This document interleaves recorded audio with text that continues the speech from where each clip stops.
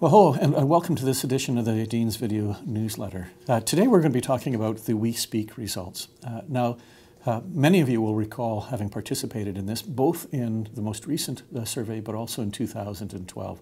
So this is the survey commissioned through the university to look at a whole range of items with regards to how the university is functioning, particularly from a faculty and a staff point of view, levels of satisfaction, areas where we can continue to work to make this really the demand place to be an employee or to be a faculty member in it. So today we're going to talk a little bit about that. It's a prelude to an awful lot of information that's going to be coming to you in a short period of time as the information is released to individual faculty groups, individual departments. So I'm going to give a very high-level sort of commentary at this point for it. So the very first thing is that a significant number of you participated in this, both at the faculty and at the staff level, and indeed, even a greater number than had participated in 2012. So thank you very much for that. That's very helpful to us, as all of you will know. The more we get in terms of response rates, the more valid the results are, and we know what to move forward with. The second thing is that there's been a remarkable improvement in many of our categories as we move forward between the two surveys, between 2012 and the 2016-17 surveys that went out. And indeed, what it tells us is that we've improved significantly in a number of areas. Now, while that's certainly something for us to be very, very proud of, and I'll come back to those in a moment, it also means that everything that we've done through the We Act component, which is really what was undertaken in the faculty and the school between the two time points, was effective, but we can't stop. Right? We need to continue on with that because gains in these types of things are easily lost. And so for us to maintain the milieu in which we work, we're going to continue that focus, and you'll hear more about that in the upcoming weeks and months as this begins to unfold further of that. So what are the areas where we actually did very well as a faculty, and where you as faculty and staff members felt very comfortable? So there are areas of strength, right?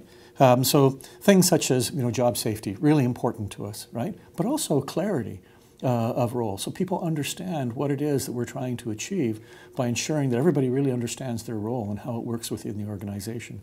And then we have a very strong ranking in support for diversity. That's a very important piece for us as a university, right? We're a public sector university. We should be reflective of the community that we draw our students from, and on the healthcare side, that we serve. So to see that there's a strong recognition within our organization for diversity is very important. Other areas where we've scored very, very well is on communications. Now, we all talk about communications, and you could never communicate enough. I get it. We all do. But at the end of the day, things that we're doing to try and communicate within the faculty are going extremely well. They're going well within the university, but there's certainly room for improvement on both areas for it. But we know that. We're constantly challenging what are the better ways to communicate that.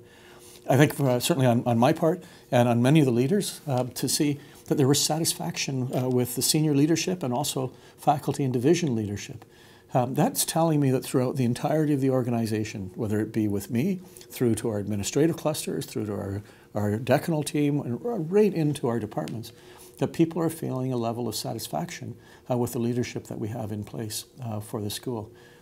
There's no way of sugarcoating that. That's wonderful. Because what it means for us is that as we go into what's potentially a very difficult time in new funding lines coming forward from the provincial government, there's a certain level of trust that we are going to be able to manage our way through all of that and bring the school out on the other end of new funding formulas that just are what they are. So for me, that's an important area. There actually were no major areas collectively where we were at the bottom of the pile in anything. Lots of areas in between where we need to be focusing and doing some additional work.